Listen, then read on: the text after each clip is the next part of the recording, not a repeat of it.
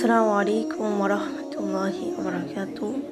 ইতিমধ্যে আমরা প্রথম পাঠ থেকে পঞ্চম পাঠ আলোচনা করেছি। এখন আমরা ষষ্ঠ পাঠ আলোচনা করব। দারসুস সাদেস, ষষ্ঠ পাঠ। আশ-শুহুরুল ইনকিলিজিয়াতু, আশ-শুহুর অর্থ হচ্ছে মাসসমূহ, আল ইনকিলিজিয়াতু অর্থ মানে ইংরেজি মাসসমূহ হচ্ছে ইয়ানাইর জানুয়ারি, ফেব্রুয়ারি, মার্চ, এপ্রিল, মায়ু, মে, ইউনিয়ু, জুন।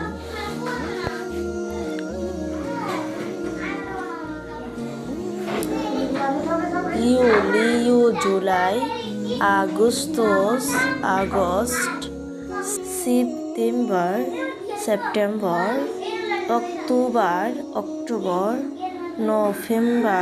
নভেম্বর,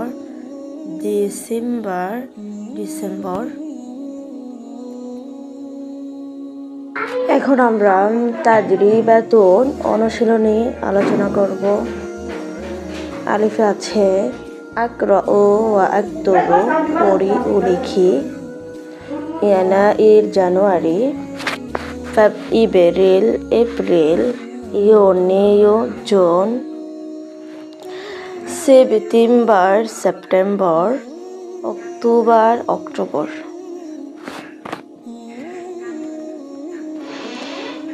বা নাম্বারে রয়েছে আযকুর আসমা আশ-শুহুরুল ইনকিলিজিয়া, ইংরেজি মাসসমূহ নাম বলি। ইয়ানাইর জানুয়ারি, ফেব্রুয়ারি, মার্চ, এপ্রিল, মায়ু, মে, ইউনিয়ু জুন, ইউলিয়ু July, August, September, October, November, December. জিমে রয়েছে আযকুরু আসমা আইয়ামিল আসবুই। আযকুর মানে কি উল্লেখ করো, আসমা নামসমূহ, আইয়াম মানে কি দিনের, আল উসবুই মানে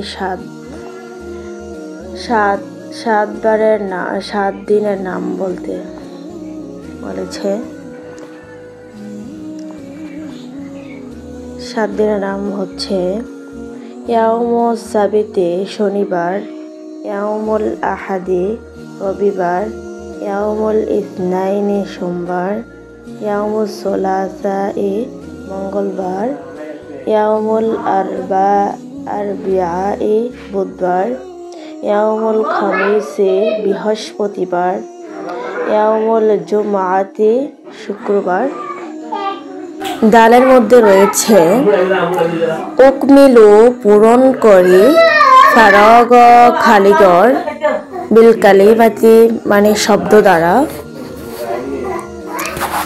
আল মুনাসিবাতি অর্থ মানে হচ্ছে উপযুক্ত শব্দ দ্বারা খালিগড় পূরণ করি।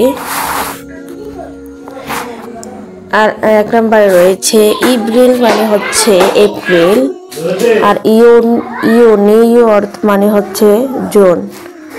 এপ্রিল, মে, জুন, তাহলে খালিগড়ে কি বসবে? খালিগড়ে বসবে মায়ু মানে হচ্ছে মে। এপ্রিল, মে, জুন।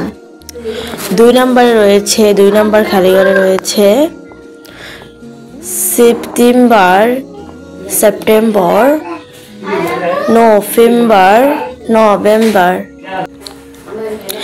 2 নম্বর খালিগড়ে রয়েছে সেপ্টেম্বর, তারপরে খালিগড়ে হবে October, November, September, October, November, তাহলে এদিকে বসবে অক্টোবর। আজকে এই পর্যন্ত, পরবর্তী ভিডিওতে দেখা হবে। ভিডিওটি ভালো লাগলে সবাই লাইক, কমেন্ট, সাবস্ক্রাইব করবেন। আসসালামু আলাইকুম। আল্লাহ।